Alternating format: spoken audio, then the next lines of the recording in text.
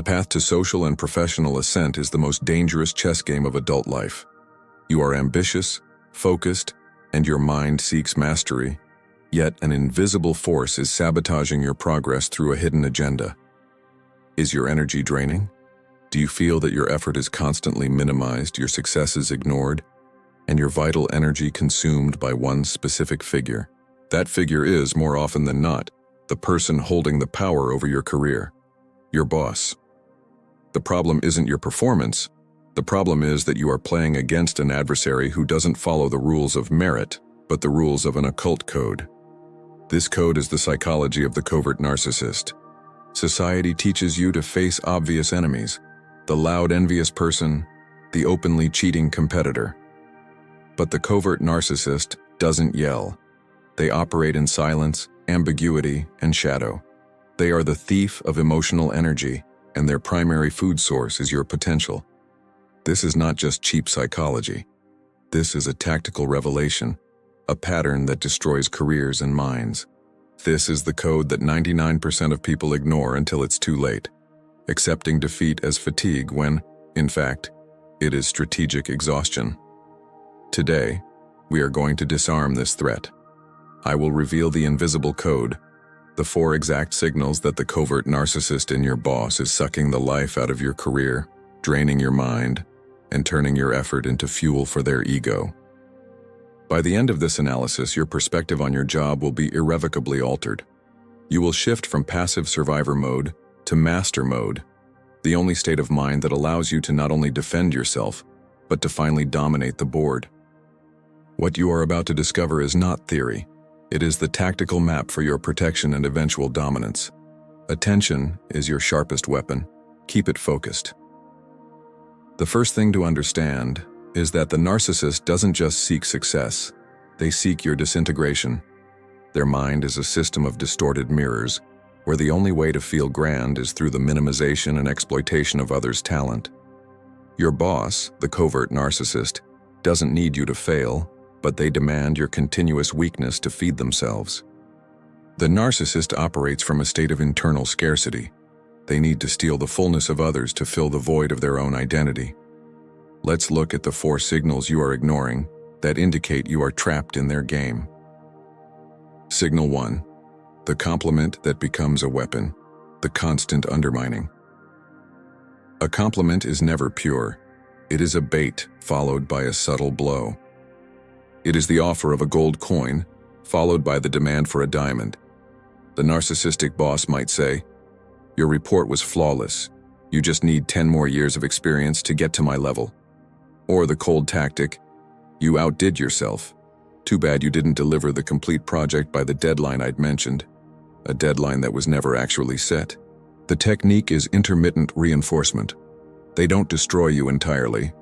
They inject hope, only to withdraw it immediately. They use your genuine success to highlight a flaw, real or invented, keeping you in a perpetual state of psychological debt. This state is your noose.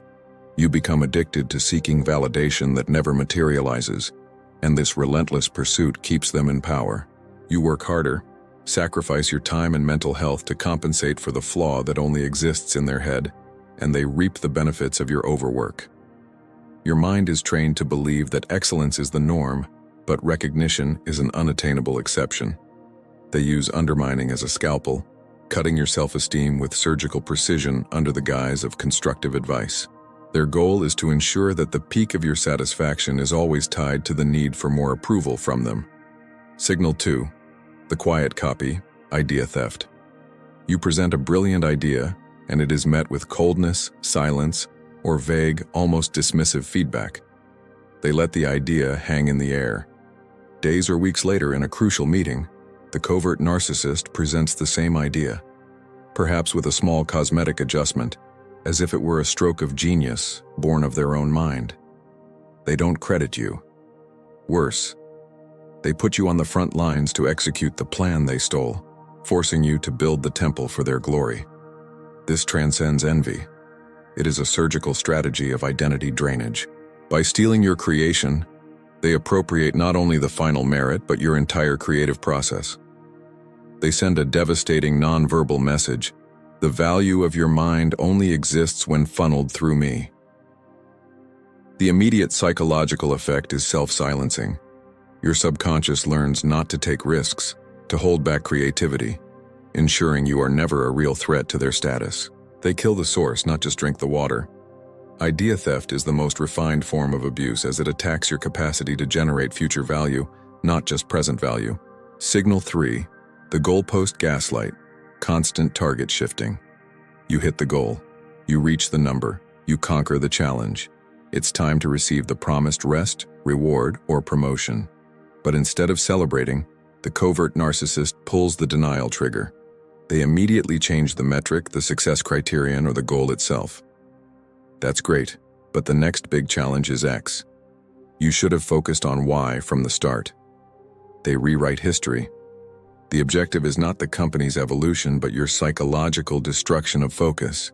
They use professional gaslighting, the distortion of reality and past goals, to ensure you never feel the satisfaction of victory. They keep you in a state of perpetual flux, a race with no finish line. The only outcome you feel is exhaustion. Your body and mind are programmed to feel constantly inadequate, as the definition of adequate is a shadow they move. They deprive you of mental closure, forcing your mind to be always on, always correcting a flaw they invented. This lack of closure is what generates chronic professional anxiety, the feeling that no matter how fast you run, the ground is always moving beneath your feet. Signal 4, strategic isolation, the division of power. They act like a puppet master. They might praise you effusively in front of other team members, but systematically refuse to promote you or give you real autonomy. They also create an artificial hierarchy, publicly praising others for smaller, visible tasks, while overburdening you with the crucial invisible ones. The intent is clear: to prevent you from creating power alliances or accumulating social capital outside of their sphere of control. They don't want partners, they want dependents. If you are isolated, your victories have no witnesses to attest to the real version of events, and your complaints will never have support. The covert narcissist operates on the cold principle of divide and conquer. They ensure you are the only one who knows the full burden, the stress, and the frustration, but guarantee everyone else only sees your professional smile and the facade of success. Your exhaustion becomes your forced silence, and your silence your prison. They turn you into an island of suffering, dependent on them for validation and communication with the mainland. Isolation ensures that the only mirror available is them. This is life in survivor mode, where your brilliance, your energy, and your time feed someone else's mediocrity. Now that the manipulation code has been revealed, the reactive mind of the survivor immediately asks one question: what do I do to escape? But that is the wrong question. Escape is a reaction. Survivor mode only knows flight or emotional fight, both of which drain your energy. The survivor wastes time seeking justice or recognition, two currencies the covert narcissist will never give you. The survivor tries to defeat the narcissist with logic. The narcissist laughs because their game is purely emotional. The covert narcissist wins because you are playing their game, following the rules of emotion. They drain you because your mind is constantly trying to convince you that they aren't bad, or that the problem is your lack of effort. This is the turning point. It is not your fault for falling into the cycle, but the responsibility to exit it is solely yours. Accepting this responsibility is the first act of mastery. There is no negotiation with the covert narcissist. There is only mental architecture. You cannot change their chess piece, but you can change the board you are playing on. The bridge to master mode is not about retaliation, but about becoming invulnerable to the drainage. The only answer that works is the one that is not an answer: silent emotional mastery. The master understands that the real war is not in the boardroom, but inside your own head. The narcissist needs an emotional reaction to feel powerful. They need your shock, your frustration, your despair.